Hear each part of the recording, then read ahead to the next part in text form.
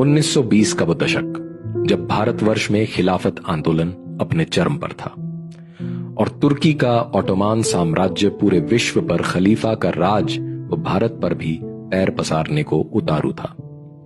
तब एक हिंदू महात्मा ने कुछ ऐसा किया जिसे करना तो दूर, उसकी कल्पना भी उस समय कोई नहीं कर सकता था।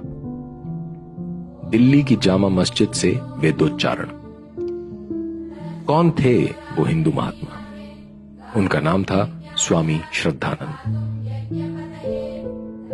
स्वामी श्रद्धानंद, जिनके बचपन का नाम मुंशीराम विज था, का जन्म 22 फरवरी 1856 को जालंधर पंजाब में हुआ। एक पुलिस अधिकारी के घर जन्मे मुंशीराम घर में सबसे छोटे थे। प्राथमिक शिक्षा काशी व कानून की पढ़ाई लाहौर में करने के दौरान मुंशीराम का झुकाव एक अलहड़ युवा की ही भांति नास्तिकता की ओर हो गया। परंतु उन्हें कहां ज्ञात था कि स्वामी दयानंद सरस्वती व आर्य समाज उनके नास्तिक जीवन व निष्प्राण हो चुकी विचारधारा का मृतोत्थान करने मात्र को ही उनके जीवन में आए थे।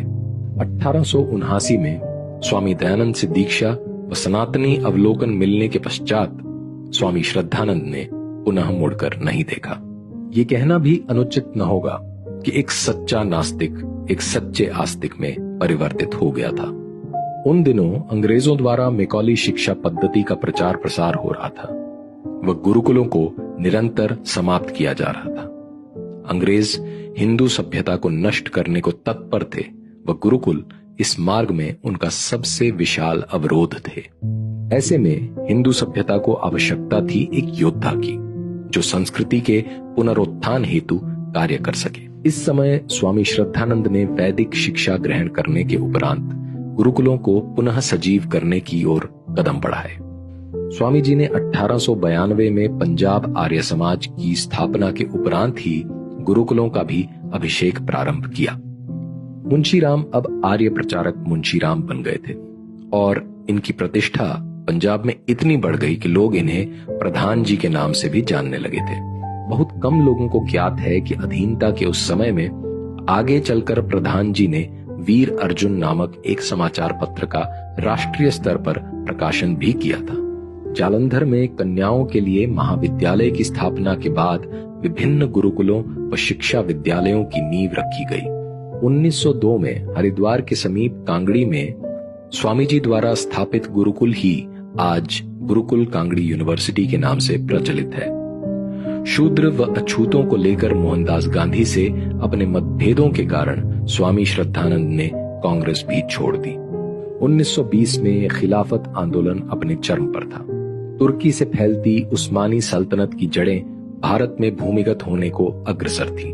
विश्व भर में खलीफा के शासन की विचारधारा भारत में भी जिहाद करने के लिए उतारू प्रतीत हो रही थी।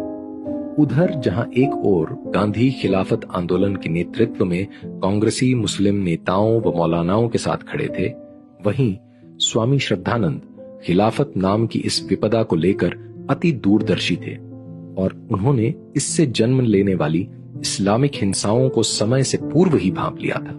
वह सभी को इसके भीषण परिणामों को लेकर सचेत भी किया था, जिन पर उस समय मुस्लिम तुष्टीकरण की राजनीति के कारण ध्यान नहीं दिया गया और वहीं आगे चलकर मोपला और केरल के अन्य नरसंहारों में परिवर्तित हुए। 1921 के कांग्रेस अहमदाबाद अधिवेशन में भी इसका प्रमाण तब मिला जब कांग्रेस के ही मुस्लिम नेताओं ने अपना शिविर एवं खलीफा सहयोगी चांद सितारे का झंडा अलग लगाया। शास्त्र शिक्षा के लिए प्रचलित स्वामी श्रद्धानंद ने अपनी शस्त्र शिक्षा का परिचय तब दिया जब 1919 में ब्रिटिश सरकार द्वारा भारतीयों पर अध्यारोपित किए गए मार्शल लॉ व राउलेट एक्ट का विरोध करते हुए उन्होंने दिल्ली कूच कर डाली। वह चांदनी चौक के चर्चित चौराहे पर अंग्रेजी सरकार की बंदूकों के समक्ष अपना वक्षस्थल कर उनकी संगीनों को झुकने पर विवश कर दिया। अंग्रेजों को दमखम दिखाने के पश्चात अब समय था 700 साल से भारत भूमि के खंड करने का स्वप्न लिए इस्लामियों का प्रतिकार करने का। इस्लाम पर आक्षेप की नींव रखते हुए स्वामी जी ने 1922 में जामा मस्जिद परिसर में वेदोच्चारण किया और किसी मस्जिद में वेद पढ़ने वाले पहले व एकमात्र हिंदू बने। अथवा वहीं से प्रोत्साहन प्रारंभ हुआ शुद्धि आंदोलन यानी तलवार की नोक पर इस्लाम कबूलवाए गए दरिद्र हिंदुओं की घर वापसी का। 1923 में आगरा शुद्धि सभा की स्थापना करने के उपरांत आगरा, भरतपुर, मथुरा के कई धर्मांतरित मुसलमानों की हिंदू धर्म में घर वापसी कराई गई। विभिन्न स्थानों पर विशाल सभाओं का आयोजन किया जाता था, जिनमें लोग बढ़ चढ़कर हिस्सा लेते व शुद्धिकरण में अपना योगदान देते थे।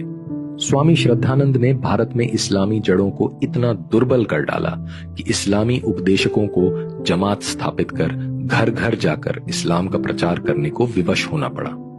अपने 700 सालों से स्थापित वर्चस्व को इस प्रकार निर्बल होता देख इस्लामियों से रहा न गया और 23 दिसंबर 1926 को एक ऐसे ही जमाती अंश अब्दुल राशिद नामक इस्लामी कट्टरपंथी ने विचार विमर्श के बहाने मिलकर निहत्थे स्वामी श्रद्धानंद की कायरतापूर्ण हत्या कर दी।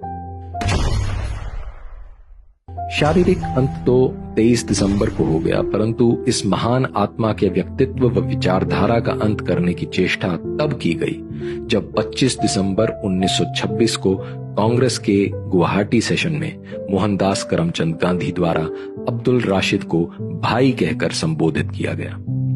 उन्होंने ये भी कहा कि वे अब्दुल राशिद को स्वामी जी की हत्या का दोषी नहीं मानते हैं। भारतीय इतिहास से हिंदू व्यक्तित्वों व महापुरुषों को मिटाने की चेष्टा कोई नई बात नहीं है और 25 दिसंबर 1926 को मोहनदास गांधी का वो कथन उसी का एक उदाहरण मात्र था। मगर यह हमारा कर्तव्य है कि हम प्रण लें और आने वाली पीढ़ियों को स्वामी श्रद्धानंद समान महापुरुषों की गाथाएं व उनके 3 शकार शुद्धि, शास्त्र एवं शस्त्र वाली विचारधाराएं सुनाएं व प्रोत्साहित करें।